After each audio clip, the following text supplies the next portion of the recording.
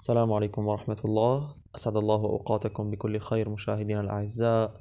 أهلا وسهلا بكم بقناة سكين كير العناية بالبشرة. عدنا معكم مع منتج مميز جدا فريد من نوعه من بين باقي المنتجات والشركات، وهو بخاخ نايس مينوكسيديل الخاص بتكثيف وتسريع نمو اللحية لدى الشباب خاصة، وهو شديد الطلب من قبلهم في هذه الأيام. سنتكلم بالتفصيل حول هذا المنتج، كيفية استخدامه، وطرق تكثيف الذقن لدى الشباب. تابعونا في هذا الفيديو. سأتكلم بداية عن كيفية وطريقة استخدام هذا البخاخ، وهو بخاخ مينوكسيديل. طبعا قبل البداية، مينوكسيديل هي مادة طبية ودوائية، وليست عبارة عن مادة تجميلية أو مادة صناعية، بل هي مادة طبية دوائية مسموحة طبيا للاستخدام لتكثيف الشعر، سواء شعر الرأس أو شعر اللحية. فهي تقوم على توسيع الأوعية الدموية حتى يتم إمداد الشعرة بالدم بكمية كافية، مما يؤدي إلى زيادة تغذيتها وتوعيتها، وهذا ما يؤدي نهاية إلى زيادة نموها أو أنها تنمو من جديد. طريقة استخدام نايس كما يظهر هنا على جانب العبوة. أولا نقوم باستعمال البخاخ مباشرة على شعر اللحية، سواء كان جافا أم رطبا.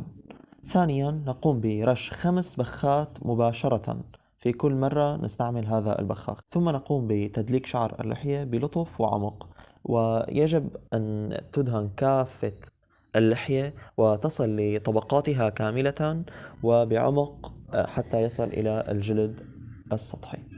رابعا يجب تمشيط شعر اللحية. خامسا نكرر هذه العملية عدة مرات في اليوم. ستسألونني كم مرة نكررها؟ أقول لكم حسب كثافة شعر اللحية لديكم. ربما يحتاج الأمر إلى 5 مرات 6 مرات، وربما يحتاج إلى مرة أو مرتين حسب لحيتك، يعني حسب ما لديك من الشعر وما تريد أن تصل إلى مبتغاك.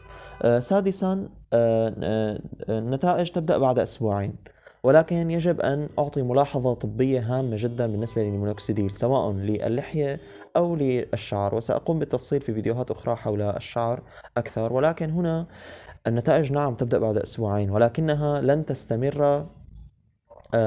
تستمر في حال انقطاع استخدامك عن هذا المنتج، لأن مينوكسيديل صحيح أنه موسع وعائي ولكنه مؤقت، فإذا أوقفته لمدة شهر أو شهرين فسيعود الشعر لما كان عليه ولن ينمو من جديد.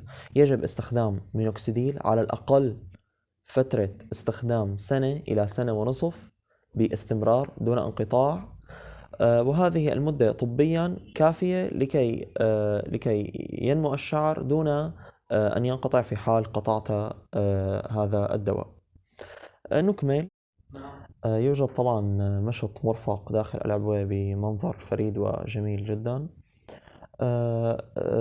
تاسعا يجب عليك غسل يديك جيدا بالماء بعد كل استعمال، لأن هذا كما ذكرت لكم هو دواء وهو موسع وعائي، فلا يجب أن يبقى في أماكن غير أماكن التي تريد أن ينمو فيها الشعر. طبعا هنا ملاحظة جميلة، أنه يجب أن تبدأ يومك باستعمال البخاخ، وذلك على فروة اللحية وباستخدام المشط عدة مرات يوميا، مما يساعد على تنشيط الدورة الدموية بشعر اللحية كما ذكرت لكم. سأقوم الآن بفتح هذا المنتج وسأريكم ما في داخله. تابعونا. هذه اللصاقة طبعا قبل الفتح هي مميزة للمنتج الأصلي، مكتوب عليها كلمة نايس مكررة، وهي لصاقة لماعة. سنقوم بإزالتها الآن لفتح العبوة. تحتوي العبوة على هذا البخاخ، سأقوم بإخراجه الآن.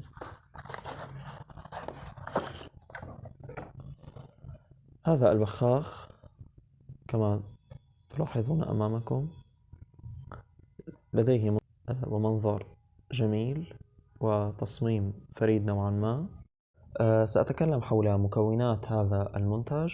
يتكون أولا من خلاصة عشب النخيل، الإيثانول، بذر العنب، أكليل الجبل، السدر، زعتر بري، فيتامين B5 والقصعين، بالإضافة إلى ماء نقي وعطر ومادة حافظة.